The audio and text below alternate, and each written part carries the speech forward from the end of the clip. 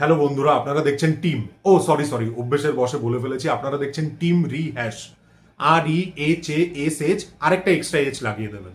এই হঠাৎ করে নামটা চেঞ্জ কেন? নাম কিছুই চেঞ্জ হয়নি, টিম টিমই থাকছে। জাস্ট খুঁজে পেতে যাতে সুবিধা হয়, যেহেতু টিম একটা কমন নাউন, সেই কারণে টিম রিহ্যাশ করা হলো, যাতে সহজে খুঁজে পান। আর পুরনো কোনো কিছুকে নতুন করার মধ্যেই রিহ্যাশ এই ব্যাপারটা লুকিয়ে আছে। তো এইটুকু জাস্টিফিকেশন দিয়ে এবার মেইন কথায় আসি। আজকে বহুদিন বাদে একটা বাংলা ওয়েব সিরিজ দেখলাম এবং সেই সিরিজটার রিভিউ করব। ওয়েব সিরিজটা হচ্ছে গিয়ে আড্ডা টাইমসের ব্যোমকেশ বক্সী। এটা মনে হয় বাংলায় 2727 ব্যোমকেশ। কারণ এত এত এত ব্যোমকেশ হয়েছে যে একটা টাইমে তো আমরা সবাই বোরই হয়ে গেছিলাম। সবার প্রথম সত্যজিৎ রায় বানিয়েছিলেন একটা ব্যোমকেশ, চিড়িয়াখানা গল্প থেকে। পরবর্তীতে অঞ্জন দত্ত বেশ কয়েকটা ব্যোমকেশ বানায়, যেগুলো খুব জনপ্রিয় হয় এবং আমাদের এখনো ওই ব্যোমকেশগুলো ভালো মতোই মনে আছে। পরবর্তীতে অরিন্দম শীল ব্যোমকেশ বানায় এবং হইচই আসার পর তো ব্যোমকেশের একটা লাইন লেগে যায়। তো একটা টাইমে এরকম ছিল যে বছরে 2-3 বার করে ব্যোমকেশ আসতো, বাঙালিও খুব ফেড আপ হয়ে গেছিল। বাট আড্ডা টাইমস বহুদিন পর, মাঝে কিছুদিনও একটু বন্ধ ছিল এই ব্যোমকেশের স্রোতটা, আবার একটা ব্যোমকেশ নিয়ে এসছে। তো কেমন হলো এই ব্যোমকেশটা? আমি বলবো, আপনারা যদি বেশ কদিন ধরে ব্যোমকেশ না দেখেন বা আগের ব্যোমকেশগুলোতে বোর হয়ে যান দেখতে দেখতে একই রকমের জিনিসপত্র, তাহলে অবশ্যই এই ব্যোমকেশটাকে ট্রাই দিতে পারেন। This is not a perfect series, এর মধ্যে অনেক বেশি গন্ডগোল আছে, বাট যে জিনিসগুলো আমার জন্য ওয়ার্ক করেছে, এবং ব্যোমকেশ বক্সীর ক্ষেত্রে যে জিনিসটা মেইনলি ওয়ার্ক করা দরকার, সেটা হচ্ছে ব্যোমকেশ বক্সী নিজে যে ওই ক্যারেক্টারটাতে অভিনয় করছে, সেটা কিন্তু এই সিরিজে খুবই ভালো হয়েছে।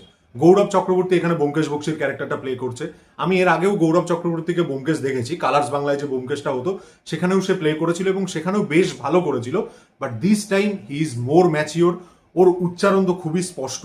এবং গৌরব চক্রবর্তী ব্যোমকেশকে যে জিনিসটা নতুন করে দিচ্ছে, আপনারা যদি আবিরের ব্যোমকেশ দেখেন, যিশুর ব্যোমকেশ দেখেন, বা অনির্বাণ ভট্টাচার্যেরও ব্যোমকেশ দেখেন, ওই ব্যোমকেশগুলোতে না একটা হিরোইজম আছে, একটা প্রচন্ড মাত্রায় হিরোইজম আছে।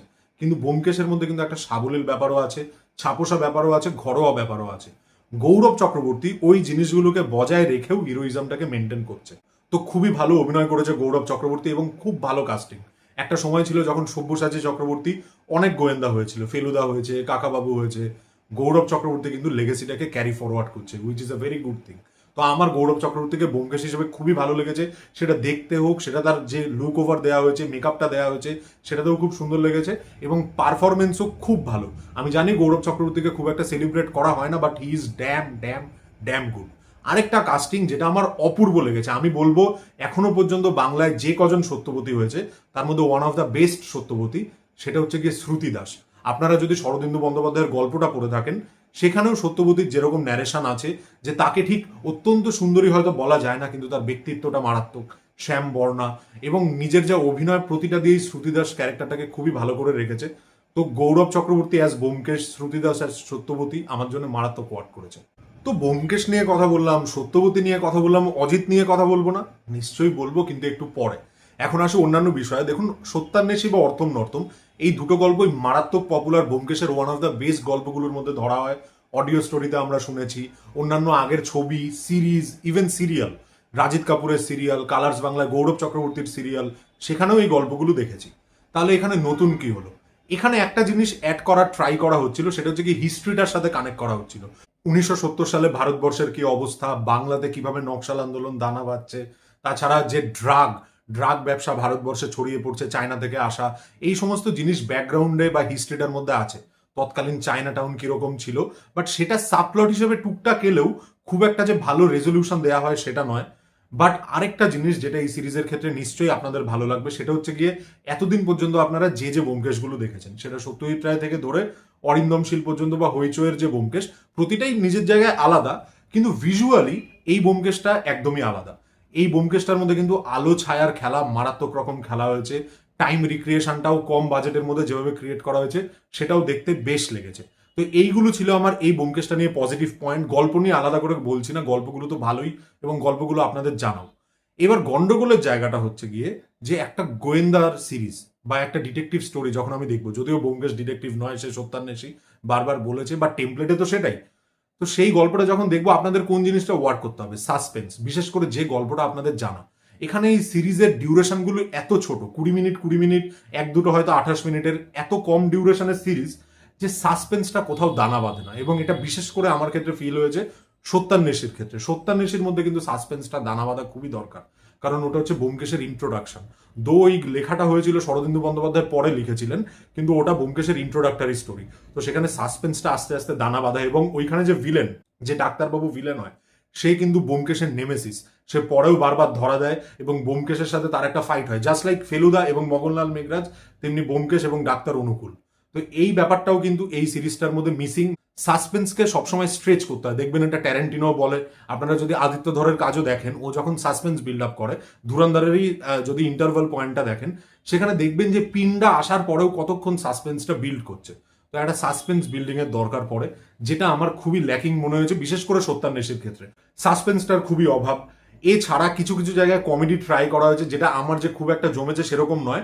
যদিও অনির্বাণ ভট্টাচার্য, মানে অনির্বাণ ভট্টাচার্য যে ব্যান্ড হয়েছিল সেই অনির্বাণ ভট্টাচার্য নয়, আরেকজন অভিনেতাও আছে, অনেক কাজেই আপনারা তাকে দেখে থাকেন। সেই অনির্বাণ ভট্টাচার্যের পারফরমেন্সও বেশ কিছু জায়গায় ভালো লেগেছিল। এই ব্যোমকেশের সাথে যে বিধুবাবুর যে মানে ব্যান্টারগুলো হয়, সেই জায়গাগুলো কিছু কিছু জায়গায় ওয়ার্ক করেছে, বাট ওভারঅলে খুব ভালো ওয়ার্ক করে না।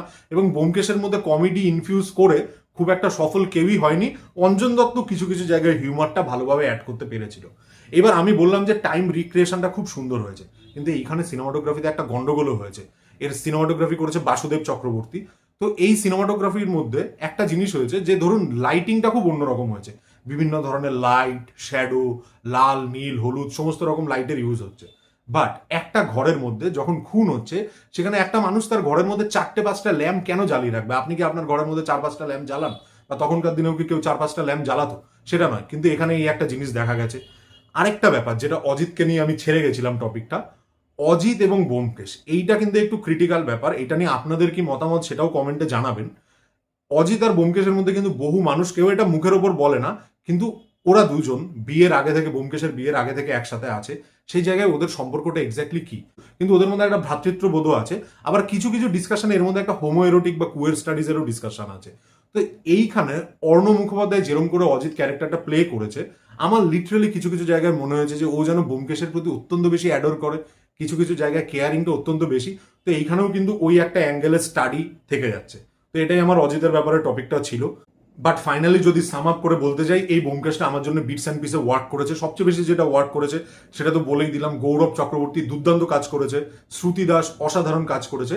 বাট সাসপেন্সটা কোথাও গিয়ে ফিল হয় না, যে সাসপেন্সটা ফিল হওয়া খুবই দরকার ছিল। এবং এগুলো নন গল্পকে ভিজুয়ালি একটু রিক্রিয়েট করা যায়, অন্যরকম কিছু করা যায়।